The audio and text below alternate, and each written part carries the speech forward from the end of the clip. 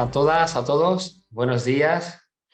Me llamo Luis Antonio Rodríguez Huertas, soy del Partido por un Mundo Más Justo y os doy la bienvenida a este encuentro formativo de nuestra plataforma formativa que se llama el Foro Juan Burgos. Ahora os comentaré algo más de ello.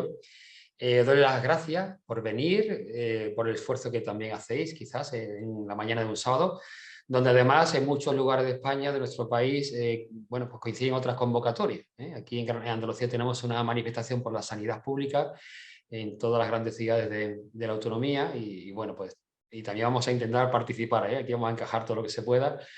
En cuanto terminemos esta sesión, en Madrid está la manifestación por el blindaje de las pensiones, donde sabéis que el partido también está participando desde el comienzo desde esa constitución de esa plataforma, de las primeras entidades que se sumaron o participaron de la formación de esa plataforma por el blindaje constitucional de las pensiones.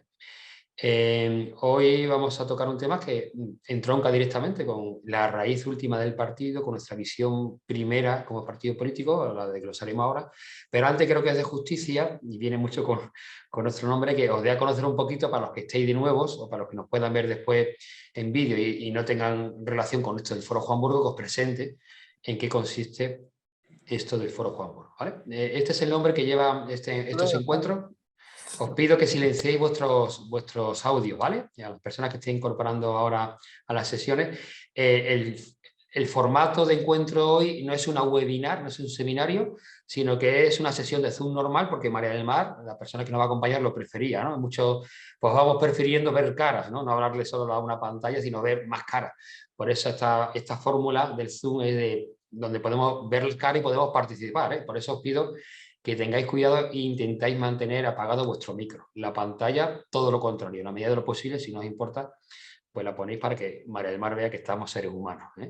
Bueno, pues para muchos de vosotros quizás pueda ser la primera vez que tenéis contacto con esto del Foro Juan Burgos. Es una plataforma educativa que tenemos en el partido Por un Mundo Más Justo, un partido ya de 19 años de existencia.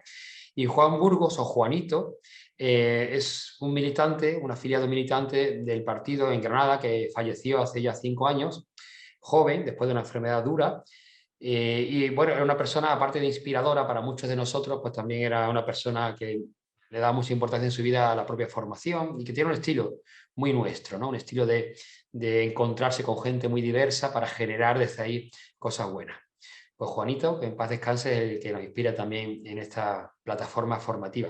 Pero a su vez, el Foro Juan Burgos está dentro de una propuesta más amplia del partido. Le damos mucha importancia, como veis, a la formación, no solo incidir y querer transformar, sino estar bien preparados para lo que hablemos, sea con rigor, que es uno de nuestros ejes también de estilo político, hablar con rigor. Pues tenemos que estar formados y tenemos formación a todos los niveles. Formación para los afiliados, las personas que sí, entre comillas, simplemente nos apoyáis estando afiliadas.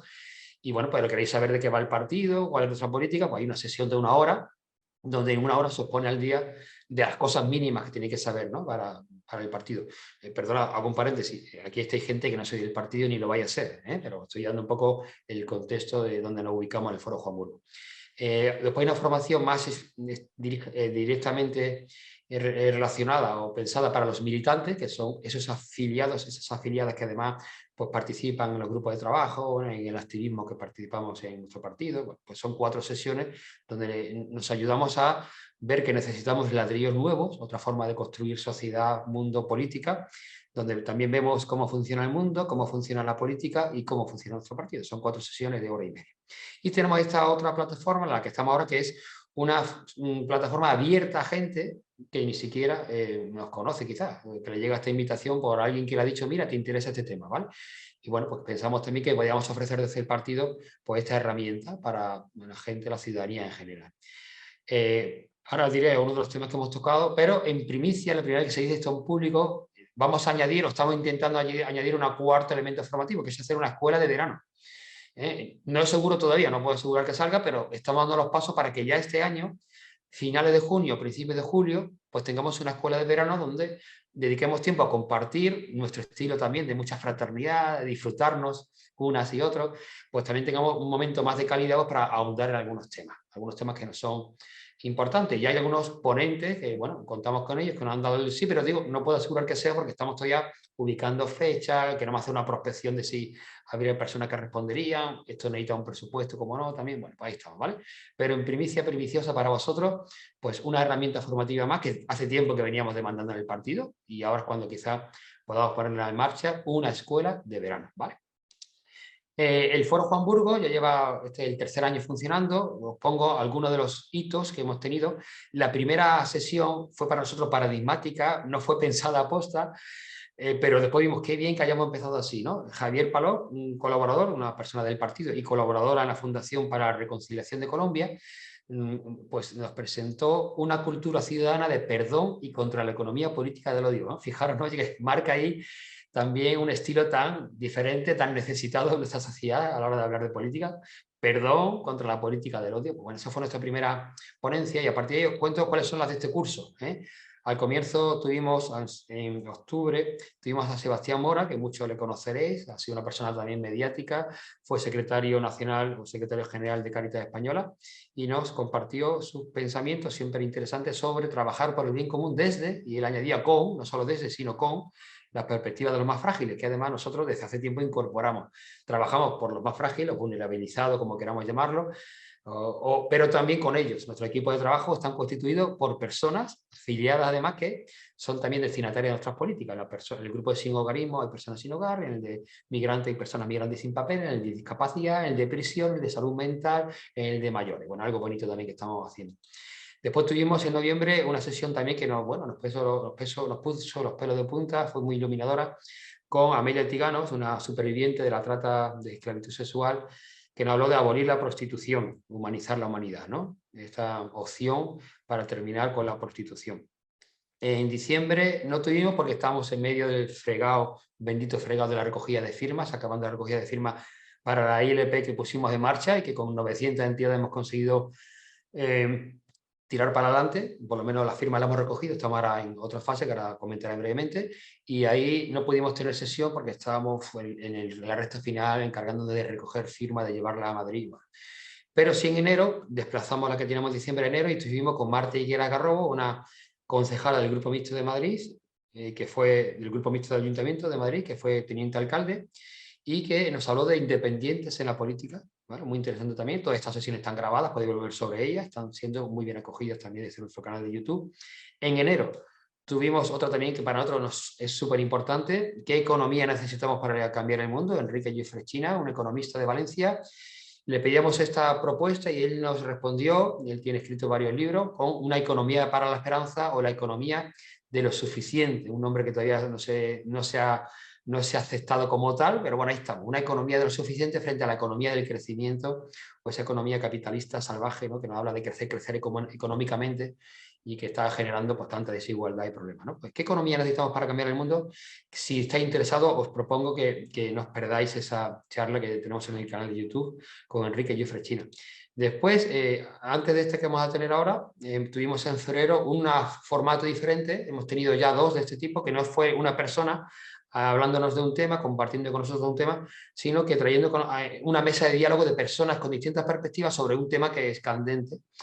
Y bueno, fue un tema que realmente concita mucho interés en nuestra sociedad y hay distintas posturas. En el partido también coexisten y conviven estas distintas posturas y propusimos hablar del aborto, pero con un diálogo sosegado necesario. Y fue precioso, porque sabéis que hay temas en nuestra sociedad que cuando se tocan saltan chispas, nos ponemos desde el enemiguismo, desde la defensa más violenta o agresiva, pues conseguimos, lo podéis ver, ¿no? Hablar de este tema de una forma dialogada, sosegada.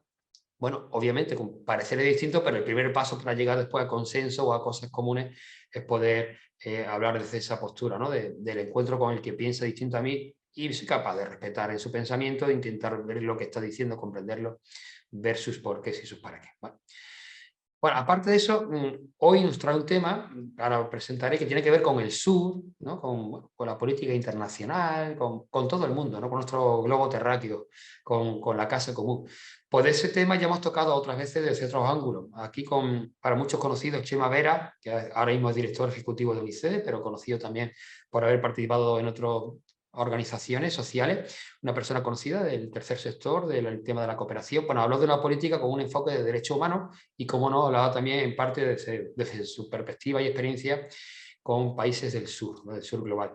Tuvimos también hemos tenido otra sesión con Beatriz Vázquez de Miguel, una persona del partido, abogada especializada en migraciones, y nos habló de la ILP justo cuando la estábamos montando, una ILP para la regularización extraordinaria de personas extranjeras, posible, conveniente y justa. Y aprovecho para deciros, lo adelantaba antes, que esa ILP, que nos requería recoger 500.000 firmas, ya superamos ese trámite tan importante, tan difícil, recogimos 700 y pico mil, se presentaron 611.000 en el Congreso, más que suficiente, han sido aprobadas.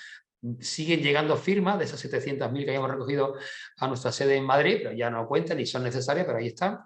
Y bueno, ahora estamos en la fase de que nos vote, o sea, que lo vote el Congreso, ¿eh? De aquí a unos 6 meses como mucho, se propondrá un debate en el Congreso de los Diputados, y si es mayoría los que dicen que sí, de los que dicen que no, pues entonces saldrá para adelante. Entonces, lo digo también por todas las fuerzas que podamos poner ahí. Si conocemos políticos de todos los partidos, pues hay que levantar el teléfono, escribir, dar a la vara aquí un poco para que voten que sí, ¿eh? Qué pena sería que después de todo este esfuerzo colosal, pues se quedase a medio hacer.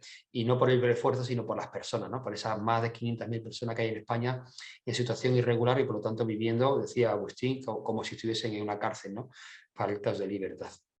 Bueno, pues eso lo tuvimos con Beatriz. También tuvimos una sesión muy interesante con Ignacio Álvaro Benito, es coordinador de la ECIS en Afganistán, que nos habló de la deuda que tenemos con Afganistán después de aquella salida, ¿no?, tan mal hecha hace un año y algo de Afganistán, ¿no? Pues nos hablaba de ese país del sur también. Y la siguiente a esta, en abril, tendremos una sesión sobre nuestras relaciones con un país del sur que es vecino, está ahí el sur más próximo, en este caso a nuestro estado, Marruecos, pues hacia una política fraterna entre países vecinos.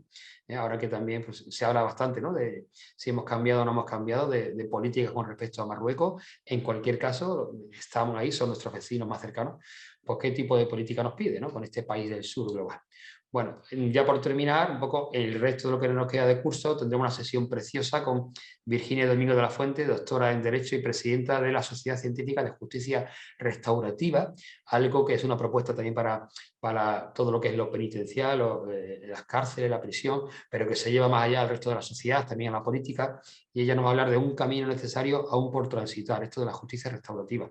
De sumo interés, os invito a no faltar también a esta sesión. Y terminaremos el curso con Arturo Angulo, que es responsable actual de incidencia política en la Coordinadora Nacional de ONG de Desarrollo, y nos hablará de los desafíos de la nueva ley de cooperación. Por lo tanto, también tendrá mucho que ver con los países del sur. Y bueno, hasta aquí, hasta final de curso, pero ya tenemos cerrados algunos de los encuentros del año que viene, que no adelanto, pero bueno, este foro nuestro, Juan Burgos, pues está suscitando, generando mucho interés, incluso hay gente que nos propone, oye, ¿no podemos hablar de esto? Pues ya os iremos informando para el curso que viene. Y ahora estamos con María del Mar Magallón Soneira, que nos va a presentar este encuentro con este nombre, Mirar al Sur para transformar el norte. Ella es directora de la Fundación Al-One, pero hay alguien aquí que la conoce mucho mejor que yo y que ha recabado información de María del Mar, que nos la va a presentar. Ella es María, te doy ahora mismo la palabra y cuando tú quieras, pues nos dice quién es María del Mar Magallón. ¿Qué tal? Buenos días a todas y a todos. Pues para mí la verdad es que conocí a María del Mar, pero ha sido una delicia el poder conocerla un poquito mejor y así os cuento. María del Mar Magallón Soneira. Sus más próximos la describen como alguien de referencia en sus vidas, persona madura, bonita y con gran capacidad para ponerse en los zapatos del otro y de ver la otra cara de la realidad con mucho respeto. Como ella se identifica es desde una mujer creyente con una espiritualidad en acción, y es así como se puede entender su biografía. Estudió y caí en la Universidad de Comillas y ya entonces puso en juego esa espiritualidad viviendo en el Pozo del Tío Raimundo. Tras acabar la carrera realizó un máster en cooperación internacional por la Universidad de Deusto, gracias al cual viaja a Perú, quedándose prendada de la realidad de América Latina para siempre. A los 2 años de estar trabajando en una constructora, cambia Madrid por Bilbao y la ingeniería industrial por la ingeniería de la vida, al incorporarse a la ONG de la Compañía de Jesús, Al-BOAM, Esta organización mira al sur, pero trabaja en el norte para que todas las personas vivamos mejor, y es aquí donde su eje vital de lucha por la justicia encuentra su marco de desarrollo.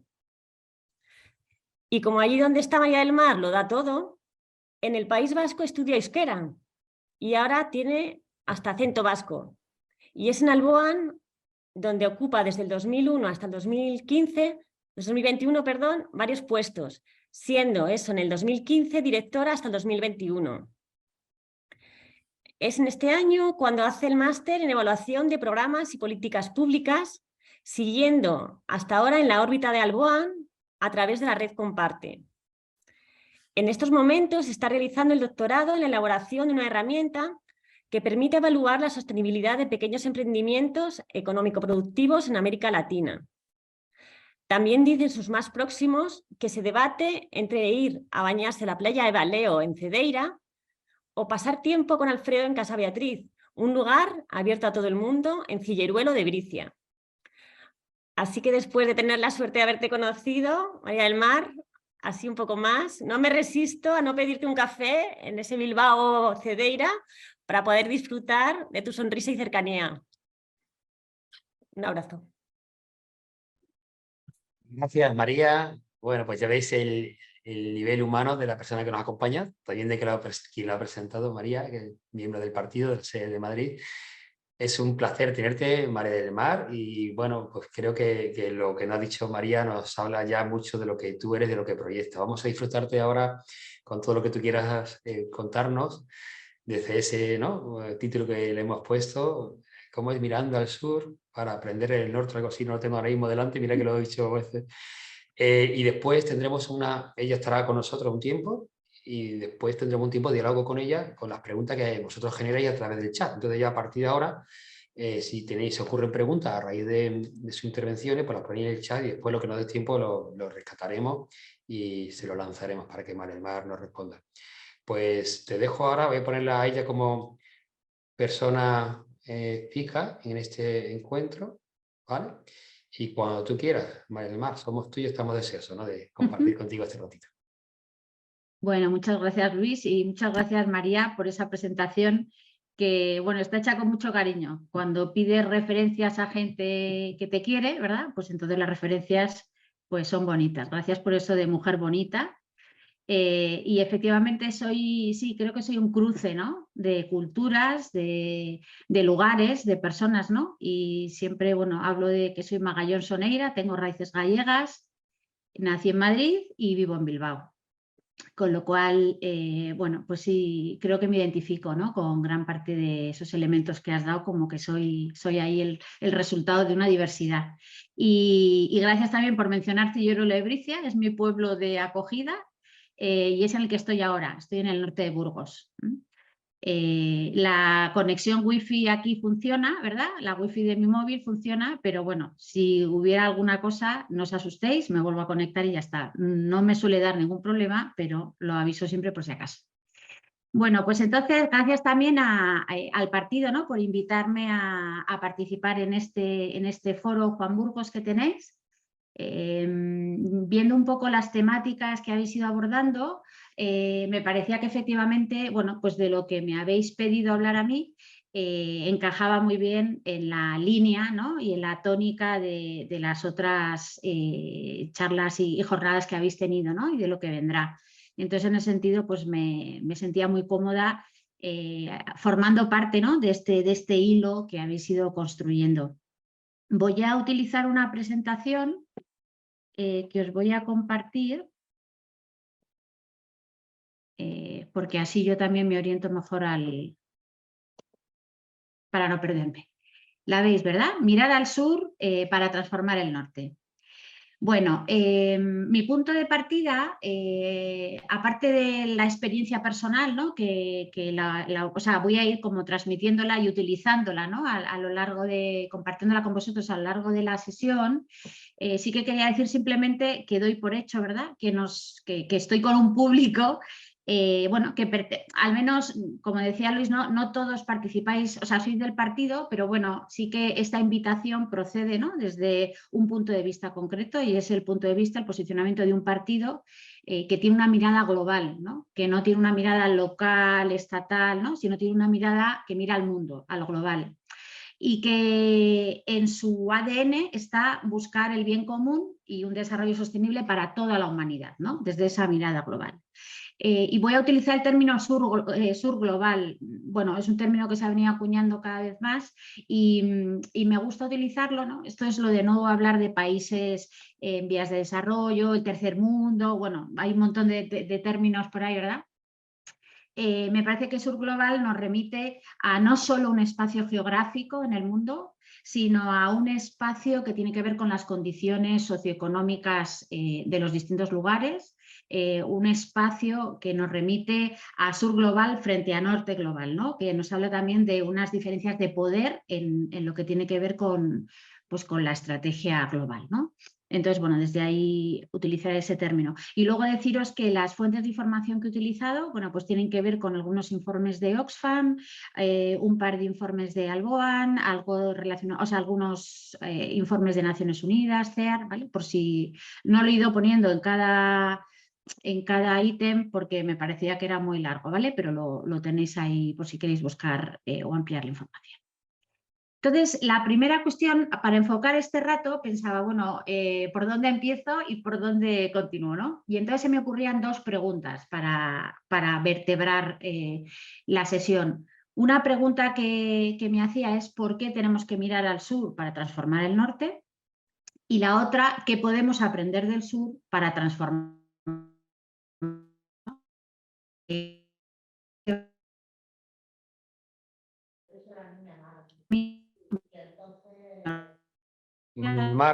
María del Mar, te estoy yendo mal, se te está yendo la voz un poquito ahora. No sé si me oyes tú, María del Mar. Sí, yo perfectamente. Ahora sí. Sí, Una vez que has formulado la vale. segunda pregunta, ya te hemos dejado de escuchar. Ahora te volvemos a escuchar bien. Vale, pues sin más, decía eso, ¿no? Que la sesión la voy a ordenar en estos dos grandes bloques, ¿vale? ¿Por qué tenemos que mirar al sur? Vamos a comenzar con la primera. ¿Por qué tenemos que mirar al sur para transformar el norte? Bueno, pues porque, perdonadme, porque voy a minimizar esto, porque si no, no veo yo. Bueno, la primera razón, que es de perogrullo, pero creo que no conviene que la olvidemos, es que ¿por qué tenemos que mirar al sur? Porque en el sur es donde habitan las mayorías. Las mayorías de la humanidad están en ese sur global, ¿no? Hay 3.400 millones de personas que subsisten con menos de $5,5 al día, ¿no? Y estamos pensando, esto casi representa la mitad de la población mundial, ¿no? Hay, bueno, no llega a 800 según donde mires los datos, ¿no? Pero hay 768 millones de personas que viven, o sea, que tienen hambre crónica, ¿no? Son mayorías, ¿verdad? Bueno, y de ellos 66 millones de niños que van a clase en primaria con hambre, ¿no? Hay 617 millones de jóvenes que no tienen los conocimientos básicos para leer y escribir, para leer y sumar y contar. Hay 750 millones de personas que no tienen acceso a la electricidad. Cuando repasaba los datos, estos datos me dejaban helada, ¿no? Y sobre todo si miramos África subsahariana, ¿no? Las grandes mayorías, ¿no? La gran mayoría de la población en África subsahariana no tiene acceso a la electricidad. Y hay un 37% que no tiene acceso a un agua, a unos servicios de saneamiento pues como deben ser, ¿no? Y el acceso a agua potable gestionada de forma segura. Bueno, estamos hablando, ¿verdad? Son cifras, pero a mí me gusta recordar, ¿no? Que no estamos hablando de las minorías, estamos hablando de las mayorías, ¿no? Las mayorías habitan en ese sur, ¿no? Y luego son unas mayorías que cada vez van a ser más mayoría, ¿no? Porque si miramos las proyecciones de la población mundial hasta el 2050, bueno, pues de lo que se está hablando, ¿no? Es que va a haber países en los que va a disminuir la población y todas y todos podemos pensar dónde estamos nosotros, ¿no? Y esa disminución va a tener mucho que ver con los bajos niveles de fecundidad y también con altos niveles de migración. Son dos motivos totalmente distintos, ¿verdad? Pero lo que se señala es que más de la mitad del aumento de la población se va a dar en 8 países, ¿no? En Egipto, Etiopía, India, Filipinas, Nigeria, Pakistán, el Congo y Tanzania, ¿no? Bueno, el sur global. Y otro dato interesante es que los 46 países, perdón, que están menos desarrollados son los que más rápido crecen, ¿no? Y que la gran mayoría duplicarán su población para el 2050. Por lo tanto, cuando miramos al sur es donde descubrimos que habitan las mayorías y además son unas mayorías que cada vez que están creciendo, ¿verdad? La otra razón que para mí es clave para mirar al sur, razón por la que tenemos que mirar al sur, ¿verdad? Tiene que ver porque en el sur vemos las consecuencias de las decisiones del centro, del norte, ¿no? Ayer cuando hablaba con María, para el tema de la presentación, ¿no? Pues reflexionábamos sobre el tema de las periferias, de estar en las periferias, ¿no? Yo creo que para mí eso es algo que como que de manera natural se ha ido dando en mi trayectoria vital también, ¿no? Yo creo que en las periferias se ve con mucha más claridad las decisiones que se toman en el centro, ¿no?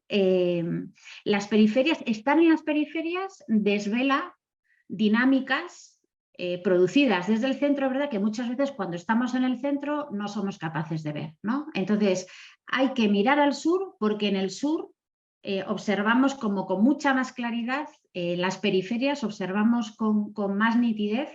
Yo a veces digo esas trampas, ¿no? A veces desvelan dinámicas que desde el centro se ven como esto es estupendo, ¿verdad? Y nos va muy bien y queremos que a todo el mundo le va como nos va a nosotros y sin embargo cuando miramos a las periferias descubrimos, ¿no? que eso no es así, ¿no? Y que hay unas consecuencias de nuestras decisiones del norte y del centro bueno, que se ven en esas realidades, ¿no? De frontera, de periferias, bueno. Entonces estaríamos un poco, voy a utilizar luego este esquema, ¿no? Que os ponía ahí, desde el centro mirar a las periferias, ¿no? al sur. Y entonces se me ocurrían 4 temas en los que podemos ver cómo decisiones nuestras del norte tienen una serie de consecuencias que se ven cuando miramos a ese sur global. Nuestro modelo extractivista, nuestro sistema económico, nuestro modelo de consumo y nuestra política de seguridad. Algunos de estos temas los habéis ido abordando en otras sesiones del foro. Entonces, bueno, no voy a entrar mucho en detalle, pero creo que quienes hayáis escuchado las otras sesiones probablemente encontréis, ¿no? hilos en común. Con respecto a las consecuencias, ¿no? del modelo extractivista. Aquí quería contaros un cuento. Bueno, os cuento un cuento de un pueblo en el Congo, en un lugar en el Congo del que no recuerdo el nombre, en el que hay una montaña y vivía, pues había un pueblecito, ¿verdad? Había un grupo de personas, una pequeña población. Este cuento nos lo contaba una señora, ¿verdad? De allí, que vivía allí y nos decía, nosotros vivíamos aquí bien, teníamos, bueno, unas condiciones dignas, ¿no? Para lo que en el Congo pueden ser condiciones dignas, los niños iban al cole, teníamos un centro de salud, el agua estaba cerca, el río, ¿verdad? Y además, bueno, pues es una zona fértil, teníamos tierras para cultivar. Teníamos unas pequeñas huertitas y con eso íbamos viviendo, vivíamos bien. Sin embargo, un día observamos pues, que empezaron a subir, primero llegaron unos señores y empezaron a subir a la montaña y allí hicieron unas pruebas arriba. Y después de los señores empezaron a llegar camiones y los camiones subían a la montaña empezaron a picar ahí arriba y iban bajando pues el mineral, ¿verdad? La piedra que iban extrayendo. Y al subir y al bajar, los camiones empezaron a echar polvo, empezaron a acabar con nuestras huertitas, porque las huertitas estaban de camino a la montaña.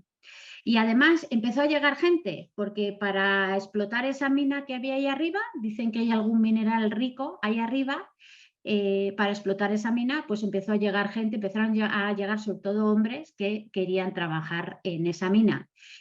Como se incrementó la población en la zona, ya entonces el centro de salud ya no daba abasto, nuestros servicios sanitarios se vieron perjudicados. Y claro, empezaron a llegar también los hombres con sus familias, por lo tanto la escuelita ya tampoco daba abasto para atender a todos los niños de la zona.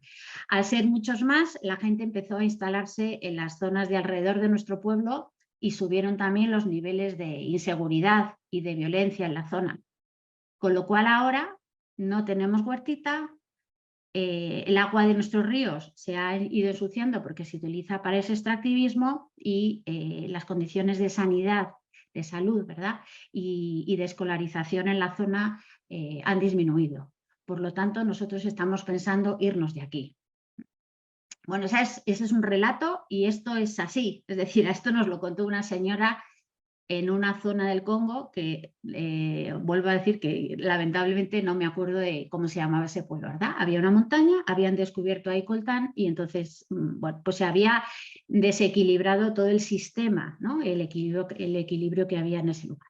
Entonces, esas son las consecuencias de nuestro modelo extractivista. La violencia, está reconocido por Naciones Unidas que al menos el 40% de todos los conflictos internos en el mundo tienen algo que ver con la extracción y la explotación de los recursos naturales. El empobrecimiento de las zonas, por ejemplo en América Latina, al pasar al modelo extractivista, países en los que se estaba dando un proceso de industrialización trasladan su modelo económico a una reprimarización, ¿no? de la estructura económica, de manera que entonces se convierten en países que son proveedores, sin más, de materias primas, pero ese rol de ser proveedor no deja ni intereses, excedentes financieros, ni tampoco deja conocimiento, ¿no? en la zona, porque bueno, esa extracción se produce de una manera en la que no hay transferencia de conocimiento a las comunidades.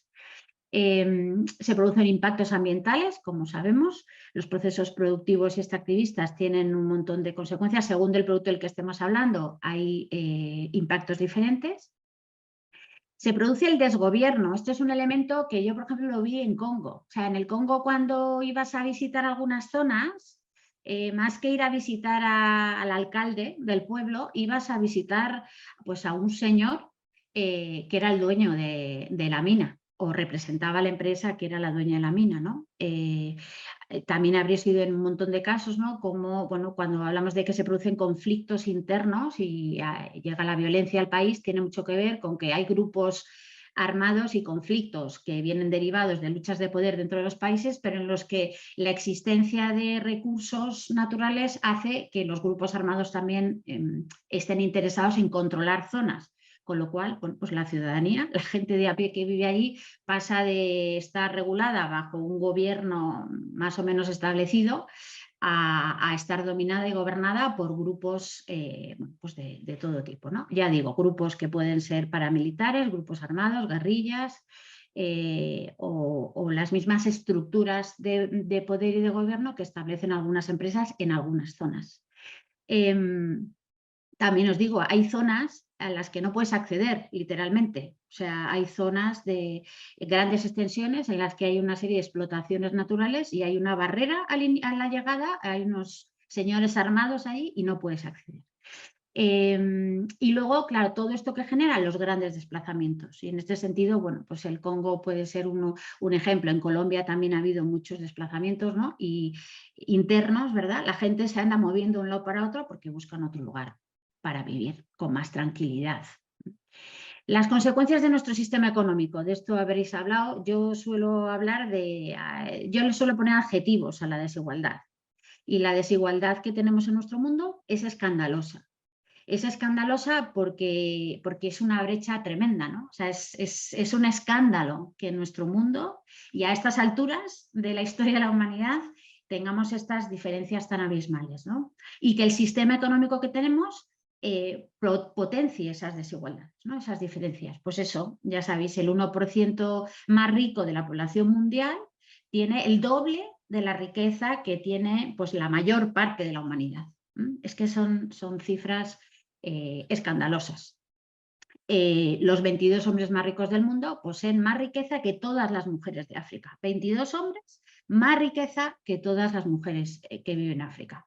Y como os digo, es un sistema económico que hace, que genera el crecimiento de esa desigualdad, ¿no? Estas son las cosas que a veces desde el centro no se ven tanto, pero cuando miras al sur dices, uy, aquí en el centro se están generando un montón de, pues eso, de riqueza y está creciendo el número de 1000 millonarios y demás, y sin embargo, si miro hacia el sur, lo que observamos es que esa riqueza de la mitad más pobre de la población no es que se esté incrementando, es que se está reduciendo. Es verdad también que hasta a raíz del COVID, o sea, en los últimos años veníamos en algunos países y regiones con una trayectoria de un cierto, bueno, crecimiento de la riqueza. Yo siempre lo pongo en cuestión porque a veces nos hemos quedado tranquilos con que hay 800 millones de personas que han pasado de la extrema pobreza a la pobreza. O 1000, no recuerdo la cifra, ¿verdad? Pero en cualquier caso yo digo, sí, pero aunque hayan pasado a la pobreza, o sea, siguen estando en unas condiciones de precariedad muy grandes, ¿no? Pero bueno, en cualquier caso tenemos un sistema económico promovido ¿no? y diseñado desde el norte, que lo que hace es que la riqueza de los que tienen más crece mucho más rápido que... y al mismo tiempo crece también la pobreza, ¿verdad?, de los que tienen menos, ¿eh? O sea, la brecha cada vez es mayor. Y también es una desigualdad que se da a nivel de género, ¿no? Los hombres poseen el 50% de riqueza más que las mujeres. Es una desigualdad que cada vez está más concentrada, o sea, ese es otro elemento interesante, ¿no? Es una desigualdad escandalosa que crece y que además cada vez está más concentrada. En el año 20 eran 43 las personas que poseían la misma riqueza que la mitad más pobre de la humanidad, y en el 21 nos dice Oxfam que son 26 personas, ¿no? Esa concentración de la riqueza crece y aumenta. La desigualdad genera muertes. Yo creo que esto es interesante porque a veces no nos damos cuenta, ¿no? Hablamos como si habláramos en términos económicos, pero el acceso, ¿no?, a un sistema sanitario, a alimentos, a vivir en lugares en los que no hay violencia, o si hay violencia, ¿verdad? Todos estos elementos generan muerte, ¿no? Algunos elementos que nos daba Oxfam en algunos de sus informes decían, ¿no? Pues en Inglaterra, por ejemplo, durante la segunda oleada del COVID, las personas de origen bangladesí tenían 5 veces más probabilidad de morir que la población británica blanca. O en Sao Paulo, ¿no? La esperanza de vida de la población de las zonas más ricas es 14 años mayor que la de las zonas más pobres, ¿no? Es una desigualdad vergonzosa porque en nuestro planeta hay recursos suficientes para que todo el mundo viva dignamente. Y sin embargo tenemos pues 800 millones de personas que pasan hambre crónica, de manera crónica, un año tras otro, ¿verdad? Y cada año esa población se va incrementando, ¿no? Hay 10 millones de personas más que están afectadas por el hambre, ¿no?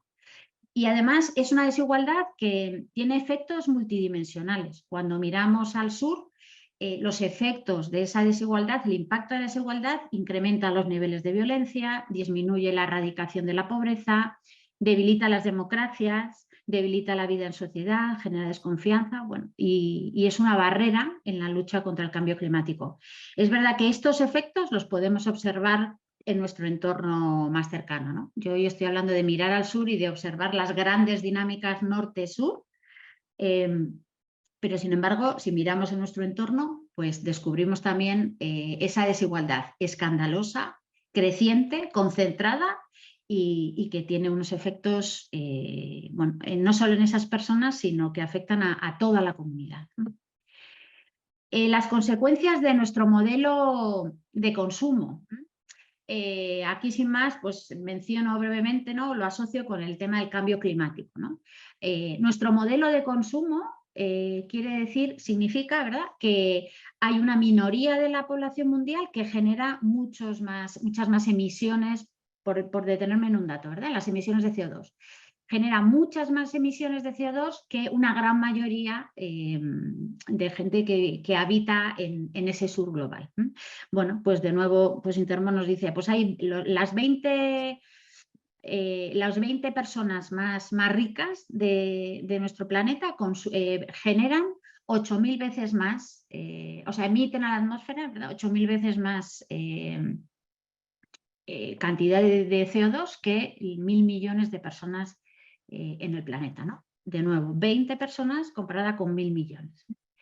Los países de rentas altas en los que estamos, España es un país de renta alta, bueno, y en el que está, volvemos otra vez a lo de las mayorías, ¿verdad? 1 de cada 6 personas del mundo pertenece a los países de rentas altas.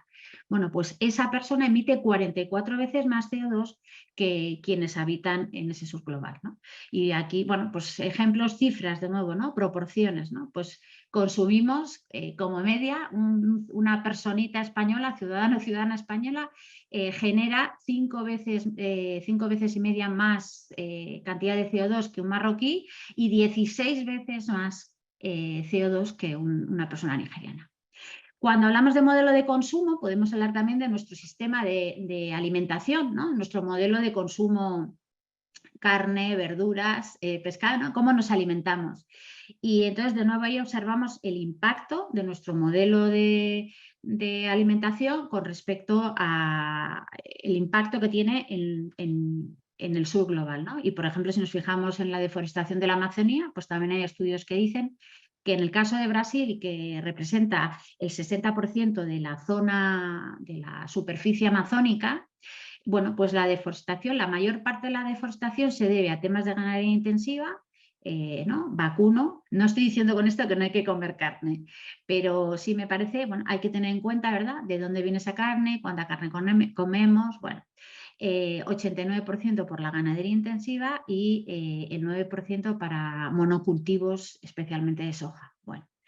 Y luego hay otro elemento que va a impactar también, y bueno, lo he asociado con el modelo de consumo porque en el norte estamos hablando, ¿no?, de esa transición ecológica en cuanto a al modelo de generación de energía eléctrica.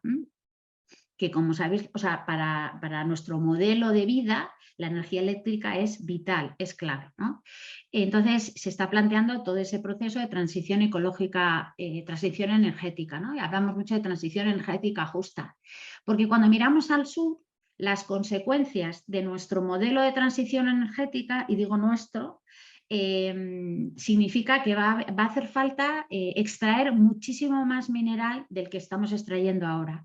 Con lo cual, si ahora la extracción, el modelo extractivista del norte está generando una serie de consecuencias en la precarización de la vida de la gente del sur, si ese nivel de extracción y necesidad, ¿verdad?, de mineral y de minerales por parte del norte crece, pues en principio, si no hay cambios en cómo se hace esa extracción, ese aumento lo que va a hacer es aumentar todavía más los niveles de precarización y de violencia, bueno, de los que hemos hablado antes cuando hablábamos del modelo extractivista, ¿vale? Entonces, con respecto a la transición energética, de nuevo, si desde el norte miramos al sur, observamos que no basta solo con decir que aquí queremos generar más energías renovables, más energías limpias, queremos dejar, o sea, pasar a utilizar coches eléctricos, ¿verdad? Todos estos elementos que son elementos muy interesantes para promover el cambio climático, ¿no?, y generar energía limpia. Sin embargo, hay que ver que no solo basta con eso, porque esa decisión tiene unos impactos y va a tener unos impactos todavía mayores en la forma de vida y en los niveles de seguridad, de desarrollo y de promoción, digamos, de la vida digna en estos lugares. Y claro, las consecuencias del modelo extractivista, ¿cuáles son? Los desplazamientos en muchos casos de la gente, ¿no? Hay todos los desplazamientos forzosos que se registran en el mundo, pues hay 30 millones, casi 31 millones de personas que en el 2020 tuvieron que desplazarse, dejar su casa, dejar su pueblo, su lugar e irse a otro lugar por efectos de fenómenos meteorológicos o climáticos. Y aquí hay un tema importante y es que en el norte, ¿verdad?, en el centro se toman muchas veces decisiones y no se asumen responsabilidades, ¿no? En este caso se toman decisiones que generan impactos en el sur y sin embargo luego no asumimos la responsabilidad de regular el derecho a asilo, en este caso, pues de lo que se llama los refugiados climáticos, ¿no?, por razones climáticas. Esta es una figura que se está acuñando y de la que se está hablando mucho, pero no se ha regulado en la legislación internacional el tema del derecho a asilo por ser refugiados climáticos. Y la última, el impacto en nuestra política de seguridad. Aquí me gustaría un poco señalaros una primera frase, ¿no?, que que encontré buscando información sobre, a ver, esto de, ¿no?, los efectos y el impacto y las consecuencias que tiene nuestra política de seguridad. Y voy a hablar española europea, sí, española europea. Bueno, esa política, ¿qué impactos tiene en las fronteras, en nuestras periferias, ¿no? Y en ese sentido acercamos ese subglobal y nos acercamos pues al Mediterráneo, ¿no? Bueno, pues encontré una frase que decía esto, ¿no? España ha mejorado la tasa de reconocimiento de protección internacional con un 10,5% de resoluciones favorables. Y ponía recomendar para tuit. O sea, es decir, este era un tuit que, bueno, que se señalaba que se podía difundir, ¿no? Y yo pensaba, joder, ¿con esto nos conformamos? ¿Con un 10,5% de resoluciones favorables? Es decir, de 100 personas que solicitan el derecho a asilo, ¿verdad?, el reconocimiento de la protección internacional, se reconoce ese derecho a 10, a un 10,5%. Me parece pues bajísimo, ¿no? Otro elemento que nos ayuda a ver también, ¿verdad?, el impacto y las consecuencias de nuestras decisiones políticas en este caso es cuál es el presupuesto de la Unión Europea para la seguridad y el control de sus fronteras, ¿no? Lo que se gasta en la Unión Europea pues para hacernos sentir seguras y seguros, ¿no?, a los ciudadanitos europeos. Pues en la información que he encontrado, 35.400 millones de euros, 35.400 millones de euros van destinados a la seguridad y control de fronteras. Y 140 millones, 35.400 frente a 140 millones, son los que se destinan a la cooperación con Marruecos, que ahí se incluye acción humanitaria, bueno, gobernanza, hay muchos elementos que igual no tienen tanto que ver con la propia protección de la gente que quiere cruzar. Pero bueno, la Unión Europea dice, nosotros dedicamos 35.400 millones para establecer todo el sistema de protección de fronteras, la famosa agencia Frontex, bueno, todo el tema del control, ¿verdad?, de las fronteras para protegernos, y luego asignamos 140 millones de euros en todos del 21 al 27, ¿verdad?, para bueno, pues paliar en parte los efectos de nuestra propia política de control de fronteras. Al menos 51.000 personas se jugaron la vida intentando llegar a España en el 21. Claro, os reflejo esto porque cuando decimos que se juegan la vida, eso forma parte también, es una consecuencia de nuestra política de seguridad, ¿no? Como vamos cerrando cada vez más las posibilidades de que la gente pueda migrar de manera digna y por cauces seguros, pues entonces la gente ya, el proyecto migratorio se convierte en un proyecto peligroso para la vida, ¿no?, donde se arriesga la vida. Y al menos pues 2.000 personas fallecieron en el Mediterráneo, ¿no?, es una de las rutas más peligrosas del mundo. Bueno, señalo los al menos porque en esta realidad solo hablamos de al menos, más o menos, al menos, ¿verdad? Serán muchos más, pero las cifras registradas, de los que tenemos noticia, estamos hablando de estas personas, ¿no? Lo mismo que cuando la gente migrante de Centroamérica quiere ir a Estados Unidos y atraviesa México, ¿no? La gente que se queda por el camino, bueno, en muchos casos hay gente que se queda, hay gente que se hunde en el Mediterráneo, hay gente que se queda en el desierto en México y son gente que ni siquiera aparece en estas cifras, ¿vale? Entonces, al menos. Y solo hay un país europeo, de nuevo, ¿no? Nuestra política segura tiene unas consecuencias y luego Europa no asume esa responsabilidad, ¿no? Solo hay un país europeo, Alemania, que se encuentra entre los 10 principales países de acogida del mundo. Bueno, luego veremos un poquito. Sin más, esto quería... María del Mar, sí, me dijiste que te avisara cuando llevabas 30 minutos, ¿vale? Ahora llevas, vale. ¿de acuerdo? Gracias, Luis, sí, perfecto. Bueno, sin más, ese 10% que os decía, ¿no?, de la respuesta que tiene en nuestro caso el gobierno español a las solicitudes, a las peticiones de protección internacional, ese 10,5% que a mí me resultaba escaso, bueno, incluso es escaso pensando en la media europea, ¿no?, porque es de un 35%. Y también, bueno, pues se han atendido 70.000 peticiones, ¿no?, esas 69.891 en el 21, y sin embargo quedan todavía 104.000 solicitudes pendientes, ¿no? El ritmo de atención y el ritmo de aprobación de esas peticiones, pues como veis es muy lento y deja que desear. Y todo esto hace que cuando miramos al sur nos encontremos un panorama de movimiento. La gente se está desplazando masivamente, ¿no? Cuando miramos al sur, bueno, observamos, es un sur que se mueve, ¿no? Y que se mueve para buscar mejores condiciones de vida. Pero bueno, me parece que esto es, si hablo de la desigualdad escandalosa, ¿verdad? Pues el ritmo de la movilidad forzosa pues es alarmante, ¿no? Es una línea que si vais siguiendo los informes de CEAR, pues cada año se va incrementando, ¿no? O los de ACNUR, vamos, a las cifras que da Naciones Unidas, ¿no?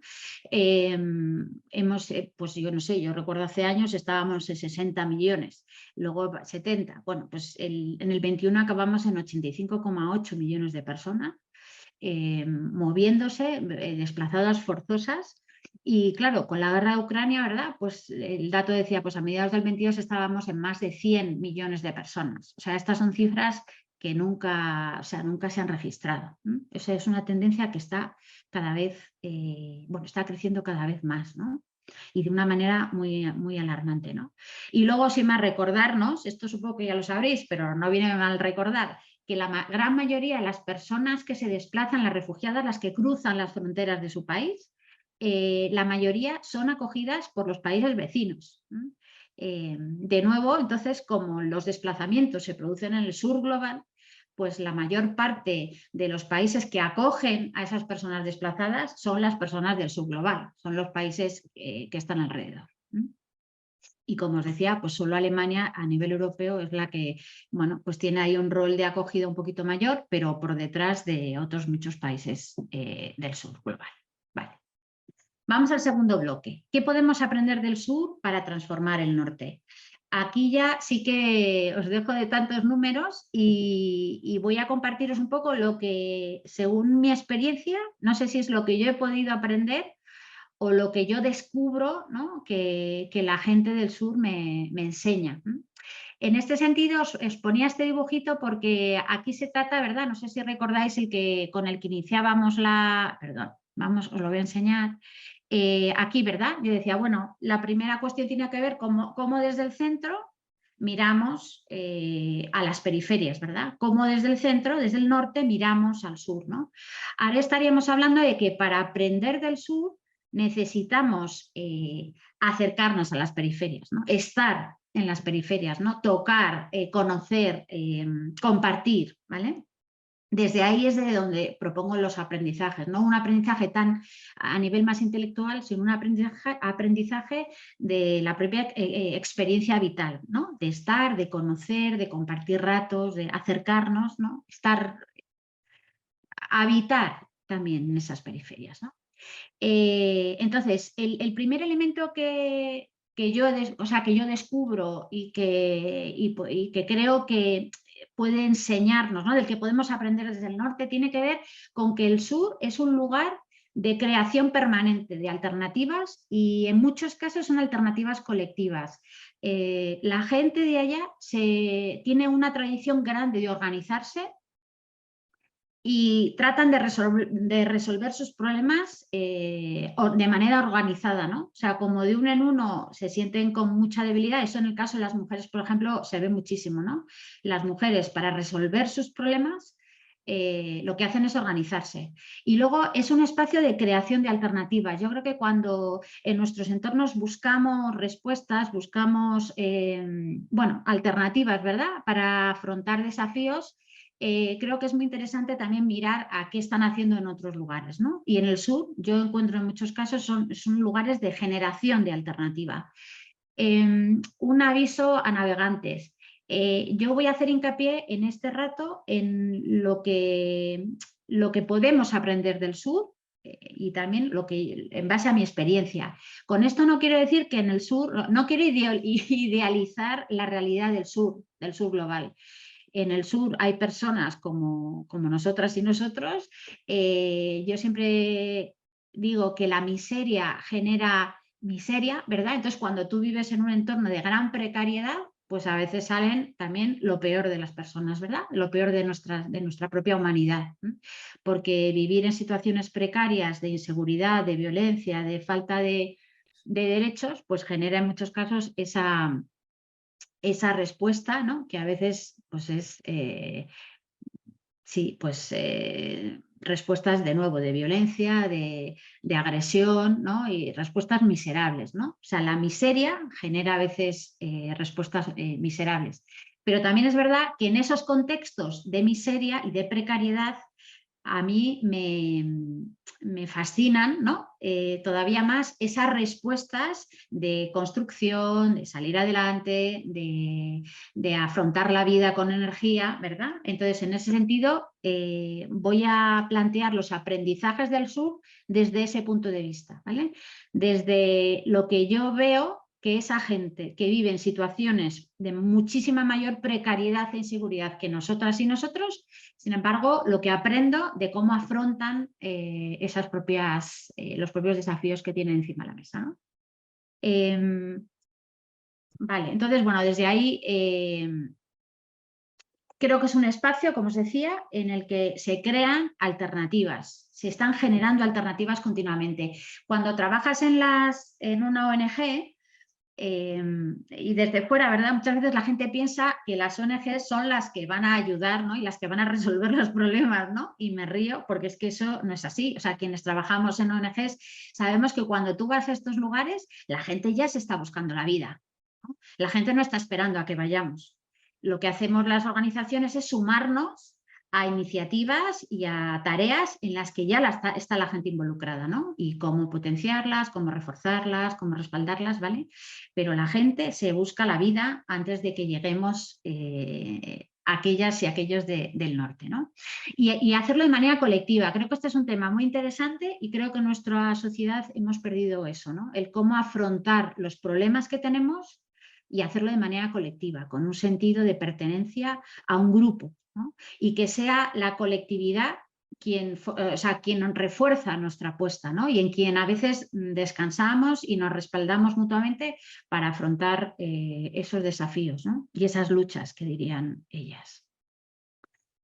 La resiliencia, la capacidad de resiliencia, o sea, es que tienen una potencia y una capacidad para aguantar y para levantarse una y otra vez que a mí me deja maravillada, ¿no? Este es uno de los chavales cameruneses, Manfred, que trató de cruzar España en aquel triste episodio del Tarajal, ¿verdad? La gente que quiso cruzar a nado, bueno, y luego pues llegó allí la Guardia Civil, hubo una serie de lanzamientos de pelotas de goma, tal, bueno, ahí ya sabéis, y si no, bueno, podéis buscar información sobre ese episodio, ¿no?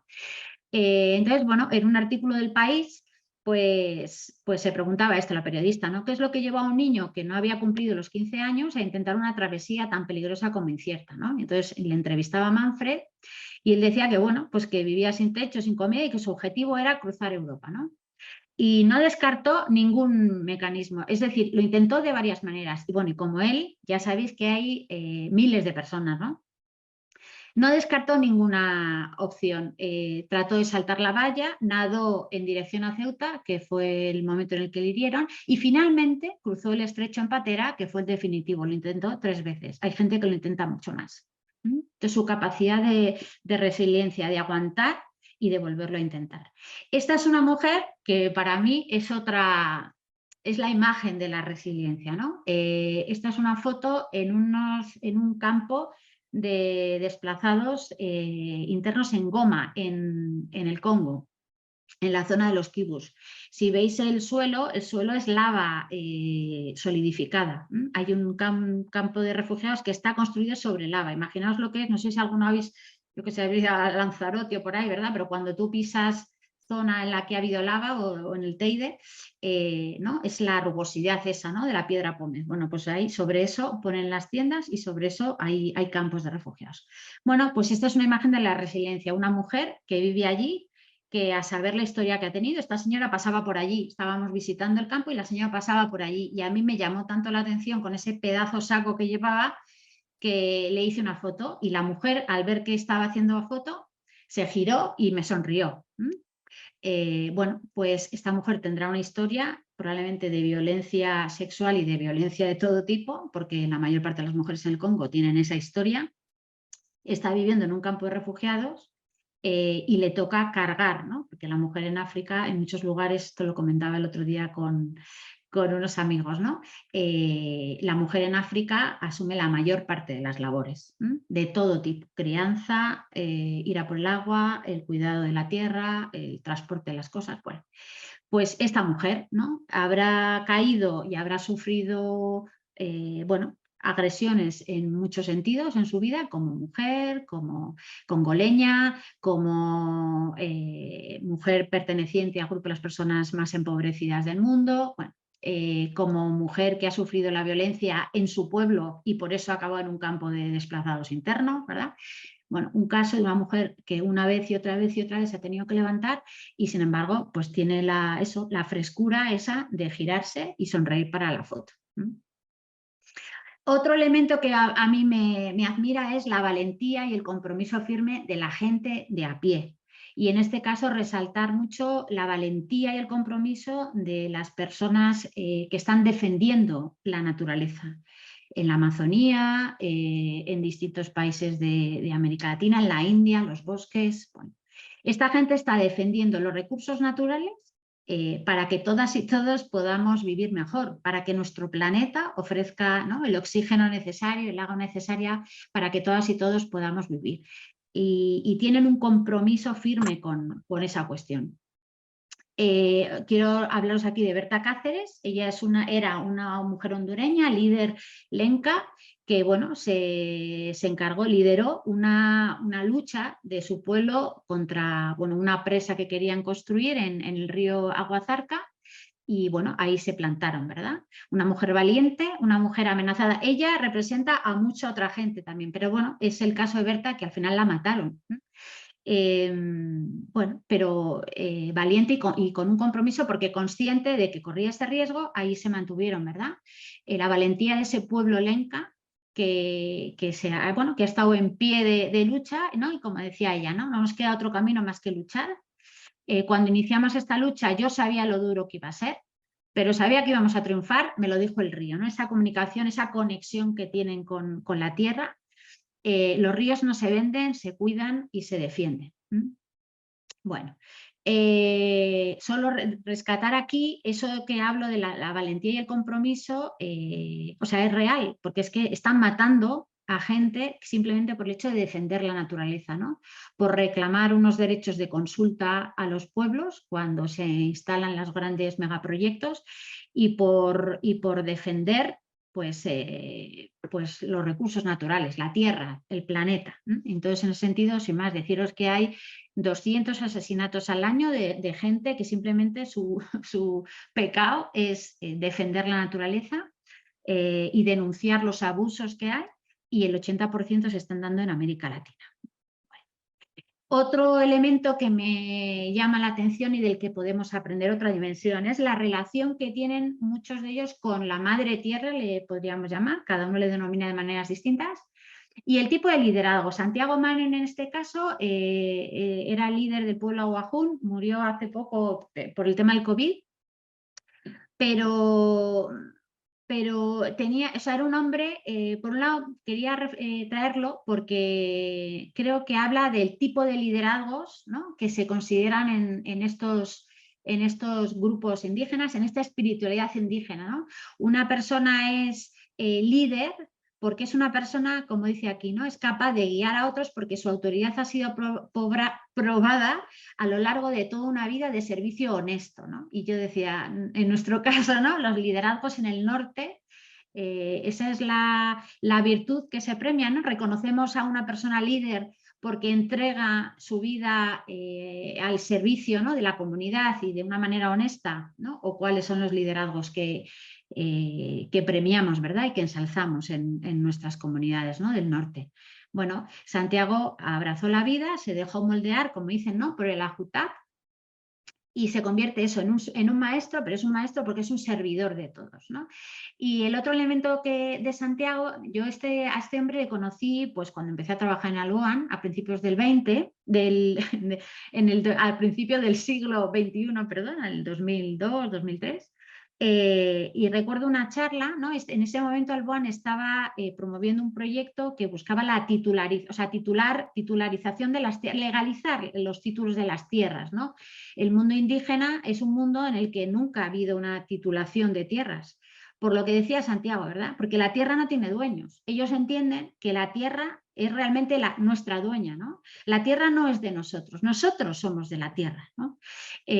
Como veis, es una visión de la relación con la naturaleza totalmente distinta a nuestro modelo extractivista, ¿no? La tierra es nuestra, la tierra la explota el que tiene el título de propiedad y la explota hasta que le parezca, hasta que la agote, ¿no? Bueno, pues en el mundo indígena eso es totalmente inconcebible, ¿no? Porque la tierra no tiene dueño. Entonces, a ellos les costaba mucho entender que tenían que entrar en esta lógica de titular sus tierras, de legalizar, de decir, este trozo de tierra es mío, ¿no? Porque eso iba en contra de su propia mentalidad, ¿no?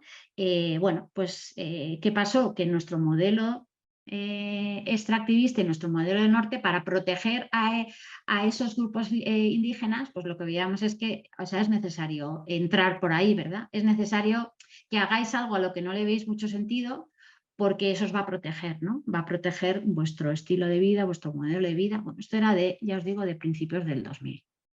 Luego hay una larga historia con respecto a qué está pasando con los pueblos indígenas en la Amazonía y en otros lugares del mundo, vinculado a todo este tema de las consecuencias del modelo extractivista en su propia organización social y en su propia visión espiritual. La hospitalidad.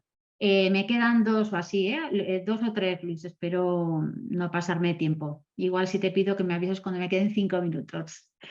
Va muy bien, vamos bien de tiempo, tranquila, ¿no? Ok, vale, entonces la hospitalidad, ese es que es un elemento cotidiano, o sea, la cultura de estos lugares, cuando habitas, cuando visitas estos contextos, pues te encuentras con la hospitalidad. Para mí es uno de los rasgos principales, ¿no? de estas gentes, de estos pueblos. Esta señora de la izquierda, pues es una señora, es que es una imagen pues que ves continuamente, ¿no? Tú vas a visitar un lugar y entonces te invitan a que pases y te sacan algo y te ofrecen lo que tienen, Y me consta que muchas veces te ofrecen lo que iban a comer ellos, ¿no? O te ofrecen comida que es de mayor calidad, que les cuesta más de lo que ellos comerían.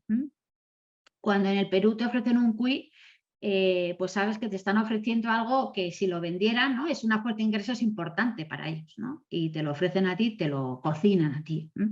Bueno, pues esta señora es una señora de la zona también de Amazonía y nada, nos invitó a comer y bueno, y ahí estuvimos comiendo en su casa. Bueno, esta es una foto que le hice pues cuando estaba cocinando para nosotros, ¿no? Esto es que es cotidiano, es cotidiano.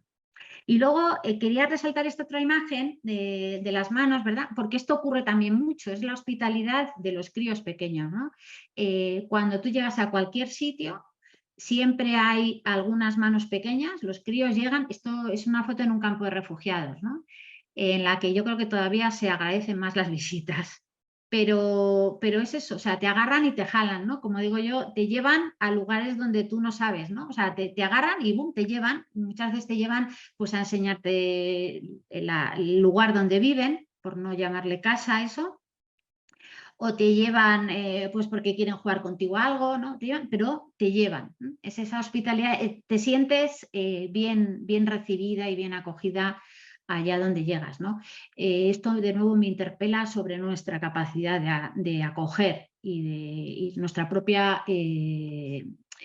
sentido de la hospitalidad, ¿no? Ya os digo que esto es algo muy cotidiano.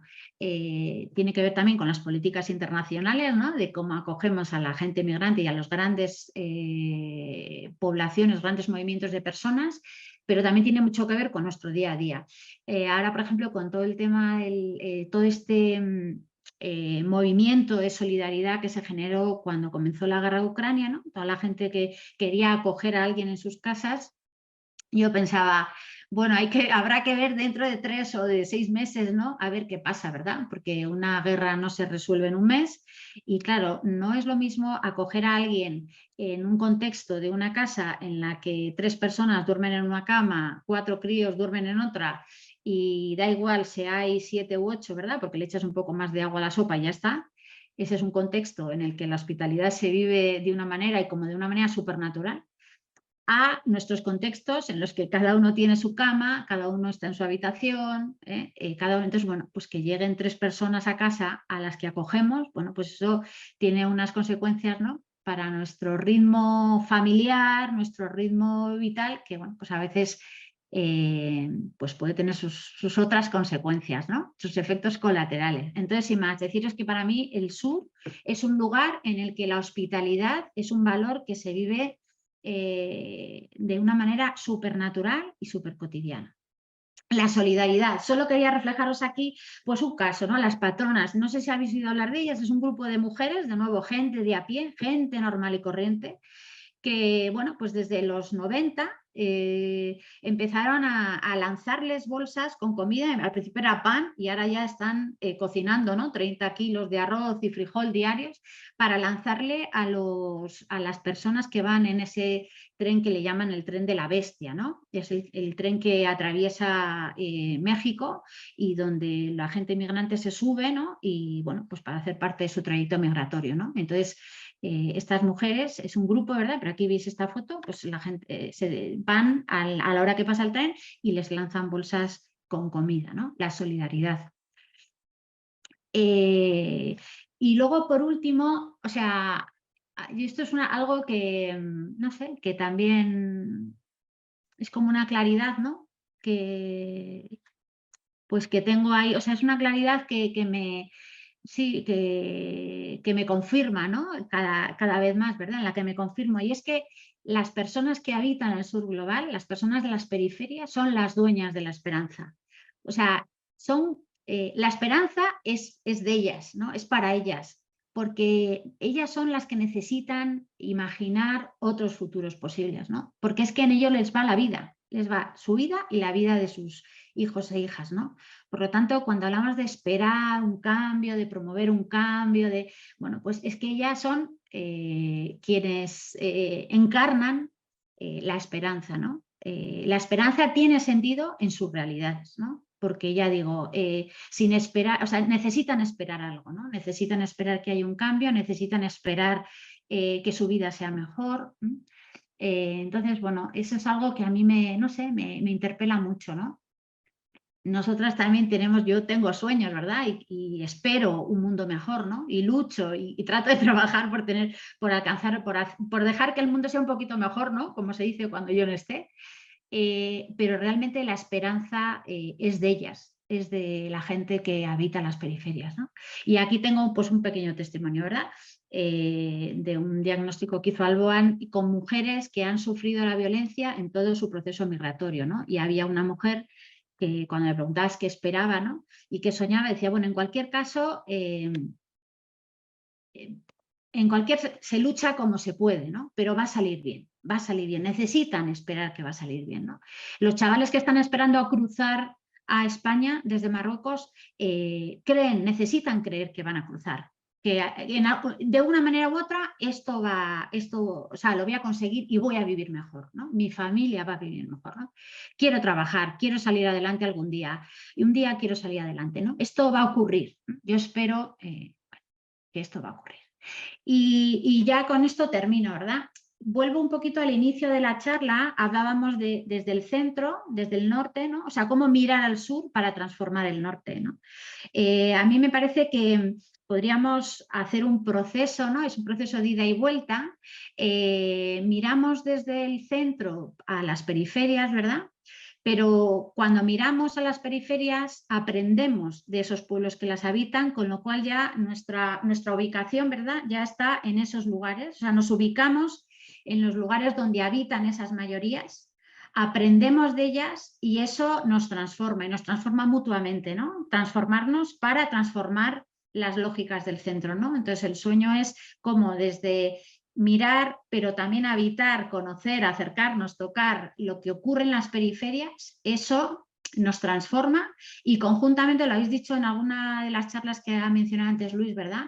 Es esa intuición de que las cosas no las transformamos nosotras, ¿no? Lo que os digo, cuando vamos a apoyar a organizaciones del sur, no es que vayamos nosotros con la solución, lo que hacemos es unirnos para buscar juntas una solución. Y son soluciones que tienen que ver con las formas de vida allí y también con nuestra forma de vida acá, ¿no? O sea, desde esa periferia en la que nos encontramos, podemos mirar al centro, ¿verdad? Y ojalá transformar ese centro, que deje de ser un círculo redondo y con unas fronteras muy delimitadas, a un espacio, bueno, que tiene otras formas, mucho más flexible, que no tiene una personalidad tan marcada y tan azul, ¿verdad? Y con unas fronteras más suaves. Así que, por mi parte, un poquito hasta ahí. Es que ricasco, gracias. Y nada, y abierta un poco al diálogo que queréis plantear. Genial. ¿Deja de compartir pantalla, María del Mar? ¿Te parece? Sí. Ahora, muy bien. Bueno, ha sido un placer estar este ratico escuchándote y bueno, yo no sé si represento a todos los que estamos aquí, pero creo que a mí, yo he suspirado más de una vez, ¿no? Por los aprendizajes que nos has propuesto y por el dolor, ¿no? que me provoca los datos que nos daban. Nos has dado los datos en la primera parte, muchos datos que nos hablan de esa desigualdad, del modelo que tenemos a muchos niveles. Y después nos has traído aquí una serie de aprendizajes, ¿no? Que desde el norte podemos hacer si nos vamos a las periferias, ¿no? En el sentido de la comunidad, la creación de alternativas colectivas, la resiliencia, esto que está muy de moda ahora entre nosotros, ¿no? Hasta el programa este del gobierno es para la resiliencia, esa palabra, y cuánto tenemos que aprender de la gente que lleva siendo resiliente toda la vida, la valentía, el compromiso, la relación con la madre tierra, la hospitalidad, la solidaridad, ser depositario, dueño, ¿no? Protagonista de la esperanza. Bueno, ha sido un placer de verdad, compartir qué acierto el día que pensamos en ti. Tenemos unos minutillos ahora para trasladarte algunas preguntas. Yo voy a lanzar con una primera, tenemos otra ya en el chat que te ha pasado María y te voy a decir, pero por la confianza creo que me inspira, ¿no? Ya hemos coincidido en algún espacio. ¿A ti cómo te ha transformado el sur? ¿Qué transformaciones no has vivido tú después de todo esta experiencia que nos has conseguido, ¿no? Trasladar de estar en las periferias, ¿no? De vivir en primera persona, ¿no? El impacto de lo que allí se vive. ¿Así, a las bravas? A la brava. Te puedo decir la siguiente que te voy a decir, Bueno. empieza por la que te sea más cómoda si quieres, y vas preparándote por dentro para esta. ¿Dónde está el papel de la cooperación internacional y de los cooperantes para transformar esta realidad? Es una pregunta que nos han puesto en el chat. ¿Dónde está el papel? Ha habido otros comentarios en el chat, pero como pregunta esta, ¿vale? ¿Dónde está el papel de la cooperación internacional y de los cooperantes para transformar la realidad del sur o del norte mirando al sur? Nos decía Jairo, que además nos pedía que recordásemos que hoy es 25 de marzo y se recuerda también el asesinato de San Óscar Romero, que dio su vida también por... ¿Hoy o ayer? Por esta ¿No fue 24? Yo creo que era ayer, pero aquí he puesto 25, me entra la duda. Entonces, Da no sé igual, si... pero lo celebramos hoy, La efectivamente. Sí. Bueno, yo creo que respondiendo a la primera, ¿no? Así un poco a bote pronto, creo que en la presentación he volcado los elementos que a mí me han, no sé si transformado, pero los elementos que a mí me impactan, me admiran, me fascinan, con los que disfruto, ¿no? Es decir, este tema de afrontar los problemas y los desafíos de manera colectiva, a mí eso me interpela un montón, ¿no?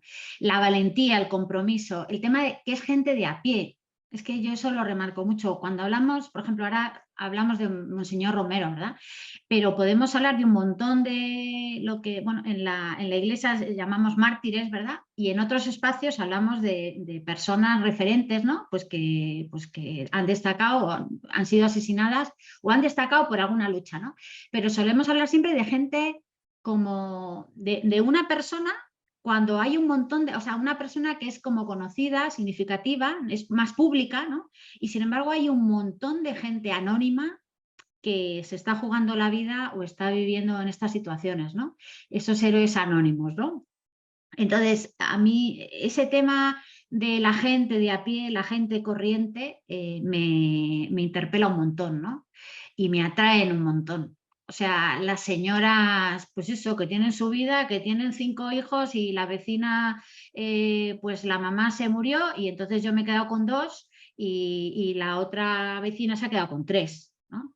O sea, hay gestos de solidaridad y de generosidad que a mí me fascinan, porque es que son en contextos de una precariedad muchísimo mayor que la nuestra, ¿no? Y sin embargo, nosotros calculamos mucho más, ¿no? Bueno, si me traigo a este, si el otro, entonces el dinero, entonces no tengo para, ¿no? Calculamos mucho. Esta gente calcula mucho menos, claro, porque es que su vida es muy, ocurre, o sea, en un día puedes pasar de una cosa a la otra, ¿no? O sea, les ocurren muchas cosas muy precarias. Entonces, bueno, pues no calculan, ¿no? No calculan tanto. Yo creo que ese es un tema que para mí es importante. La hospitalidad, la cercanía, ¿no? La alegría de vivir. Esta chavala, pues a mí es que me hace mucha gracia. Perdón, no la estáis viendo, la estoy viendo yo porque tengo la última foto que os he puesto, ¿no? La chavala esta es en México, una comunidad en Chiapas, y una chavala que era muy divertida, ¿no? Pero en general, la alegría de vivir, o sea, viven la muerte de manera muy cercana y muy cotidiana, y entonces disfrutan la vida y celebran la vida más, porque su recorrido vital es mucho más extremo, ¿no? Entonces yo siento que están como más cerca de lo que es la vida, con mayúscula, ¿no? Porque viven el dolor, la muerte y también celebran con mucha más energía, ¿no? Bueno, no sé, por ahí, o sea, la solidaridad, sí, la forma de vida, o sea, sí, es un... Sí, bueno, igual luego se me ocurre más, pero creo que lo que os he dicho, o sea, he trasladado mi Tu propia vivencia y experiencia. tu propia experiencia.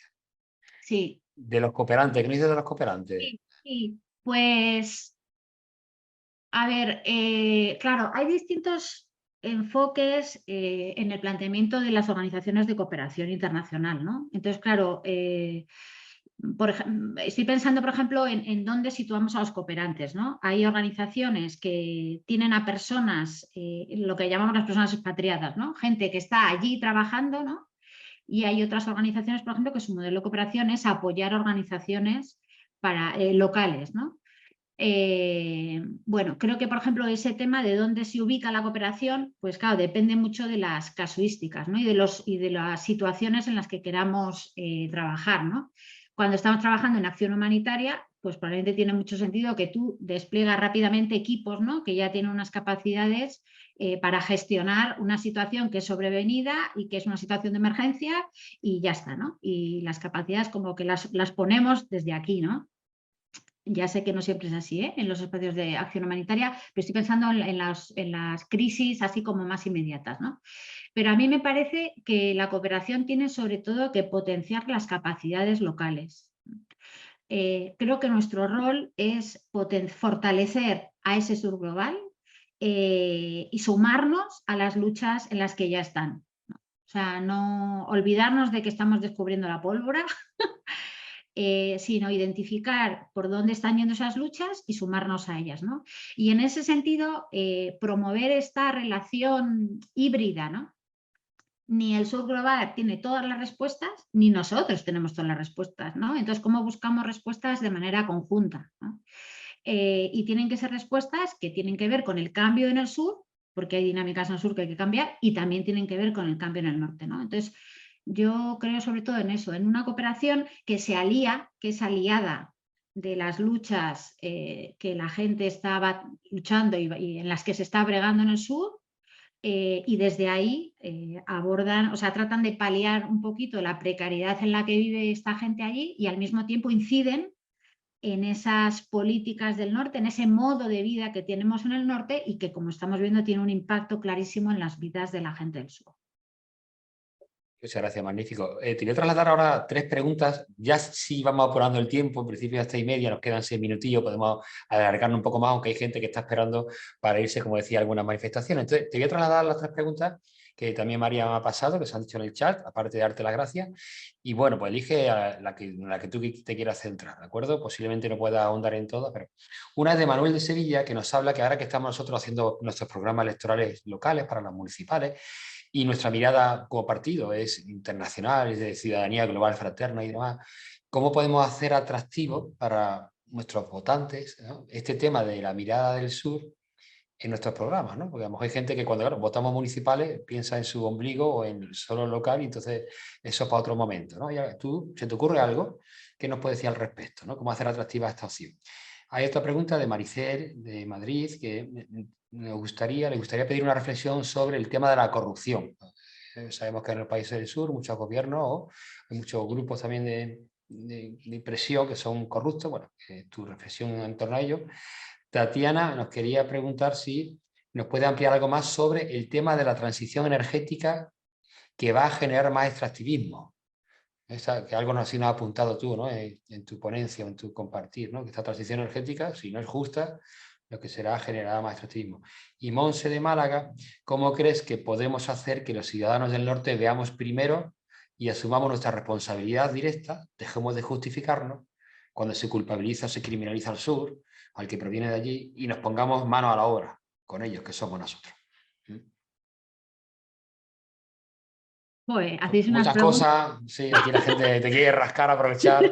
Nos quedamos siempre con ganas de más, esto es así, ¿eh? Pero bueno, también sabemos que hay que acotar el tiempo y buscaremos más espacio para compartir contigo, para que nos devuelvas cosas. Vale.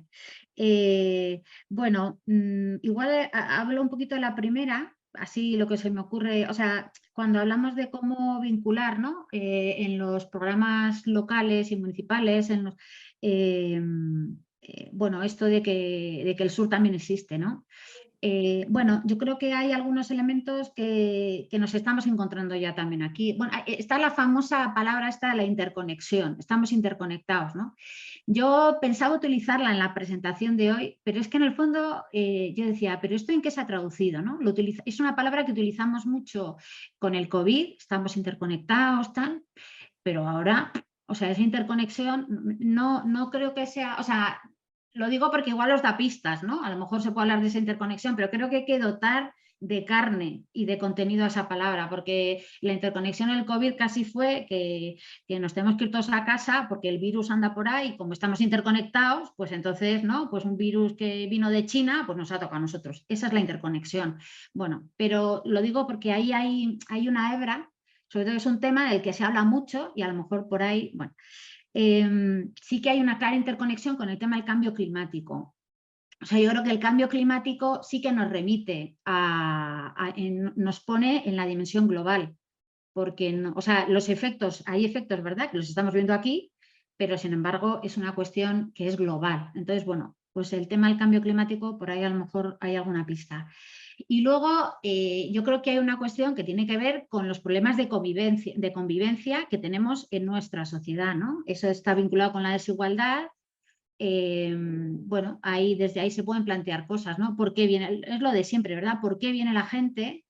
Y en muchos casos primero poner en valor que la gente que viene está aportándole valor a nuestra sociedad. Eso, o sea, os voy a decir cosas que ya las sabéis, porque esto ya se está promoviendo desde el partido, ¿no?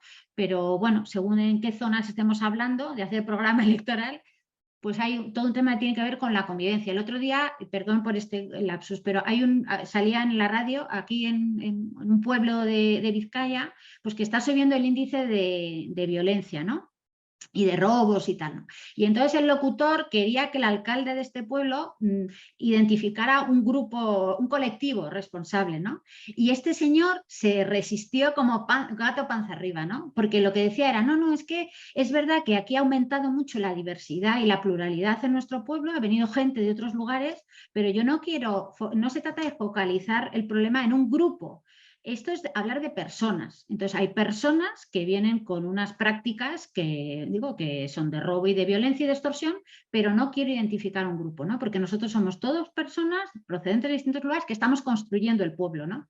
Bueno, pues creo que ahí hay todo un hilo del que tirar y que el tema de la llegada de la gente nos remite a de dónde vienen, conocer de dónde vienen, los motivos por los que se han ido. Bueno, pues por ahí hay otro hilo. Y luego, bueno, lo de la transición energética me parece que eso amerita otra sesión de estas y hay gente que sabe mucho de esto, pero esto es así, es decir, hay algunos estudios, os iba a poner alguna cifra, pero es que ya no quería atiborraros, ¿no? Pero bueno, pues fabricar un panel solar pues requiere una serie de minerales, los coches famosos eléctricos, ¿no? Bueno, toda la necesidad de níquel, de litio, de cobre, creo que era otro cobalto, ¿no? Bueno, pues eso se va a multiplicar, pero por unas cantidades inmensas, ¿no? Entonces, bueno, los lugares de donde se extraiga, pues entonces se van a acusar dinámicas de violencia y de extorsión, ¿no? Que se están dando ya, pues es que ahora el riesgo es que se multipliquen muchísimo más, ¿no? Según cómo se haga. Pero vamos, yo os digo que a eso os invito a que busquéis a alguien que sepa de esto y que, vamos, eso da para una sesión entera. Y luego la última no... La corrupción. Sí, lo del tema de la corrupción, claro, es que ese es otro elemento. Yo cuando os decía que la miseria, ¿no? Llama miseria, esa es mi expresión. Bueno, el tema de la corrupción, claro, cuando hablamos de sur global, ¿verdad? No, os decía, no hablamos de un espacio únicamente, o sea, geográfico, ¿no? Hablamos de grupos de población, de dinámicas, ¿no? El sur frente al norte. Entonces, en los países del sur existen también élites, ¿no? Bueno, que utilizan prácticas, pues yo diría similares a las élites de otros lugares del mundo, de otros países. Bueno, es decir, y según cómo son las legislaciones en cada lugar, ¿verdad? Pues eso favorece más, favorece menos los niveles de corrupción. Efectivamente, o sea, en el sur global hay unas lógicas de corrupción grandísimas, ¿no? Pero sí, o sea, es que no, es decir, esta es una cuestión en la que si pudiera entrar un poquito más o sea, si tuviera más tiempo, ¿no? Podríamos desarrollar un poquito más.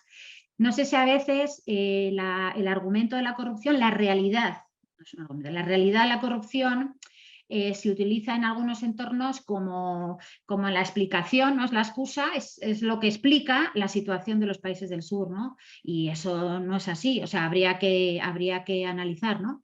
Sí que es verdad pues que hay países en los que, por ejemplo, el extractivismo, ¿no? Pues no es lo mismo que se dé en lugares donde hay, pues en el Perú, por ejemplo, hay empresas mineras muy vinculadas a las élites peruanas, ¿no? Nacionales.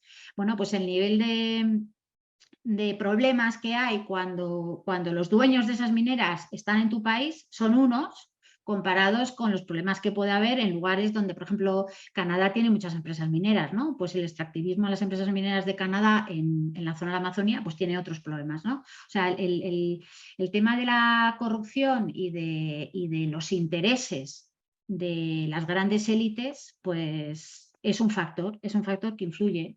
En África hay altos niveles de corrupción. Sí, es que, bueno, el tema de la corrupción, o sea, es un problemón, pero yo lo que quiero deciros con esto es que no achacaría al tema de la corrupción pues el conjunto de los problemas que hay, ¿no? Hay factores en los que nuestras propias políticas, de nuevo, como norte, nuestro propio modelo favorece dinámicas de corrupción. Pero bueno, una pregunta ahí colgada, que era de Monse, ¿no? De cómo hacer que los ciudadanos del norte nos pongamos mano a la obra en lugar de culpabilizar a los del sur, ¿no? O de justificarnos, ¿no? Cómo llamar al cambio, ¿no? A la transformación personal aquí en el norte, no echar balones fuera, por decir así. Sí, o sea, yo eso es que es un tema peliagudo porque yo creo que hay un elemento en el que no casa con nuestra cultura y es el de asumir responsabilidades. O sea, os cuento un detalle, yo doy una clase en Deusto a chavales de segundo de carrera. Y el otro día vino una compañera colombiana que trabaja en temas de incidencia, ahora está trabajando con la Red Jesuita con Migrantes en América Latina y lleva los temas de incidencia. Y entonces, bueno, ella en un momento de su presentación hablaba de la responsabilidad que teníamos nosotros, ¿no? Como países del norte, ¿no? Pues en todos los movimientos migratorios, en los desplazamientos, en el origen, ¿no? En las causas que generan esos movimientos. Y los chavales se revolvían en la silla. Porque claro, o sea, yo creo que tampoco es muy instructivo o educativo cargar las tintas en que tenemos toda la responsabilidad cuando no ofrecemos alternativas para actuar con esa, o sea, para manejar esa responsabilidad, ¿no? O sea, es decir, culpabilizarnos diciendo que somos responsables de lo mal que les va a la gente del sur, hasta ahí, si solo hacemos eso, ni damos herramientas a la gente, ni ofrecemos soluciones. Entonces yo creo que siempre hay que hablar de desvelar nuestra responsabilidad y ofrecer soluciones, ¿no? Para que quien se sienta tocado por esa responsabilidad diga, vale, y tengo algo que hacer, puedo hacer algo, ¿no? Porque es que si no, el otro mecanismo frustra y la gente al final pasa, porque sí, eso ya me lo han contado un montón de veces, pero como no se puede hacer nada, ese mensaje es terrible, ¿no? Entonces yo creo que nuestra labor es ofrecer soluciones, ¿no? Vías de actuación. Mira, esto está así, pero tú puedes hacer algo, ¿no? Y entonces te invitamos a hacer algo. Genial, María del Mar. Pues ha sido, como te decía, un placer. Creo que recojo el sentir y todos los que hemos estado aquí. Hemos estado en torno a medio centenar de personas y muchas más ahora que lo verán en la edición que hagamos y subiremos a nuestro canal de YouTube. Gracias por lo que nos has contado, por lo que nos has transmitido, pero también gracias por lo que representas. Tú eres de la calle, de las personas de la calle, pero referente para muchas personas en el partido, en entornos sociales, de compromiso, más allá de la espiritualidad y cristiana en este caso, ¿no? Y además que conecta con eso, con nuestro partido, que somos pluriconfesionales, donde ponemos en valor lo que nos mueve, sea una persona atea, agnóstica o religiosa o creyente en la trascendencia o en otros valores, ¿no? Pues gracias por ser referente, todo ese movimiento interno que nos No me hace... gusta nada eso de ser referente, la verdad. Tienes que asumir, hay cosas que hay que asumir en la vida. Pues de Bueno, verdad, sí, te lo cada uno agradecemos de referente corazón. en su entorno. Sí, yo creo que Esa podemos responsabilidad tenemos, aprender. ¿no? Mi mujer dice en su roalillo, cada uno tenemos un roalillo de influencia más o menos grande según donde te muevas, Efectivamente, y ahí nos efectivamente. toca generar cambios Mm, para después ya mm, cambiar el mundo. mm. Pues hasta aquí, gracias a todos los que habéis estado acompañándonos. En el chat se han dejado algunos comentarios de agradecimiento, algunas reflexiones, estas preguntas que hemos trasladado. Lo editamos, este vídeo lo subimos a YouTube, lo compartiremos y seguro que mucha gente se beneficia de él. Nos seguimos encontrando ahí en mitad del mundo, intentando cambiar la realidad y esta vez sí, ya para siempre, desde el sur, desde la periferia, que no se nos olvide cuánto tenemos que aprender. Gracias, gracias, gracias María del Mar. Gracias a vosotros y Adiós. a vosotras. Buen fin de semana. Pues, igualmente. Y a manifestarse los que estéis ahí, por los derechos de los más vulnerables de modo particular. Adiós, adiós, adiós.